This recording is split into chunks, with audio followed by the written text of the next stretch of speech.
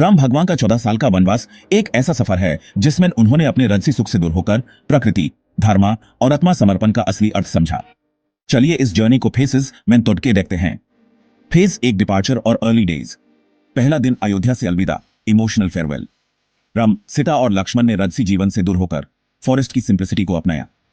दूसरे दिन से तीसरे दिन तक सफर शुरू, सीक्रेट नदियों सरयू और गोमती के किनारे चलना, पहली बार नेचर के हार्श कंडीशंस का सामना, सेजेस से मुलाकात, स्पिरिचुअल गाइडेंस की शुरुआत। ये इनिशियल दिन एक टर्निंग पॉइंट है। रॉयल अटैचमेंट छूट की, इनर स्ट्रेंथ और धारणा की पहचान शुरू होती है। Phase two the deep forest trials. हर दिन सर्वाइवल के लिए जंगली जिंदगी, प्राकृतिक चैलेंजेस, वाइल्ड एनिमल्स और छोट मोट राक्षस से निपटना। सिंपल फूड, कांस्टेंट मेडिटेशन और प्रार्थना। शूर्पणखा का प्रपोजल और लक्ष्मण का उसकी नाक काटना, यह एक ड्रामेटिक एक्ट जो आगे की इवेंट्स को ट्रिगर करता है। हर दिन एक लेसन है, धर्म, सेल्फ डिसिप्लिन और सैक्रिफाइस। ये टफ कंडीशंस राम के अंदर एक प्रोफाउंड रेजिलियंस डेवलप करती हैं। फेज 3, स्पिरिचुअल ग्रोथ और फॉर्मिंग अलायंसेस। फॉरेस्ट आश्रम में रहना, ऋषि महर्षि जैसे वाल्मीकि के साथ विचार विमर्श और योग साधना। वनवास का रूटीन, प्रकृति के दर्शन, याचना और social interactions with forest dwellers. Continuous hardships के साथ इनर रिफ्लेक्शन का साइकिल।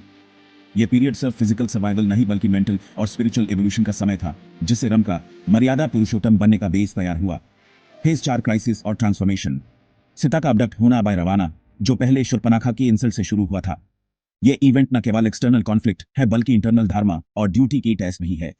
हर दिन अनसर्टेनिटी, ग्रीफ और एंगर के बीच राम और लक्ष्मण को अपने धर्म के प्रति और अधिक स्टेडफास्ट रहना पड़ा। यह क्राइसिस फेज दिखाता है कि इवन सबसे कठिन पल में भी पर्सनल वैल्यूज और सैक्रिफाइस ही आगे बढ़ने का रास्ता बनाते हैं। Phase 5, the end of exile. वनवास के आखिरी दिनों में राम के अंदर जो ज्ञान, डिसिप्लिन और एम्पैथी डेवलप हुआ, वो उसके फ्यूचर मिशन, सीता को बचाने और राजा को सुधारने के लिए तैयार करता है। हर रात तारे गिनती, सॉलिट्यूड में अपने अंदर झांकना और नेचर के साथ एक डीप कम्युनियन, ये सब मोमेंट्स ट्रांसफॉर्मेशन के साइलेंट स्टेप्स हैं। 14 साल का वनवास एक कंप्लीट हीरोज जर्नी है जिसमें personal transformation, lessons of duty, धर्म और रेजिलियंस की हर सुबह नई उम्मीद देती है। वनवास सिर्फ पनिशमेंट नहीं बल्कि एक ऐसा क्रूसिबल था जहां राम ने अपनी असलियत, धर्म और इनर स्ट्रेंथ को पहचाना। हर फेज एक स्पेसिफिक लेसन देता है। रॉयल डिटैचमेंट, नेचर के साथ कनेक्शन, सेल्फ डिसिप्लिन और क्राइसिस मैनेजमेंट। ये जर्नी एक एलिगोरी है। लाइफ के चैलेंजेस ह्यूमन मजबूत बनाते हैं और हर कठिन पल एक नई सीख देता है।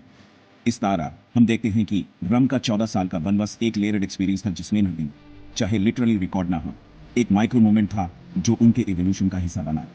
ये नैरेटिव ह्यूमन ये सिखाता है कि टच टाइम्स सब हमारे कैरेक्टर को शेप करते हैं और सच्चा धर्म तभी निभाया जाता है जब हम अपने अंदर के सच को समझते हैं।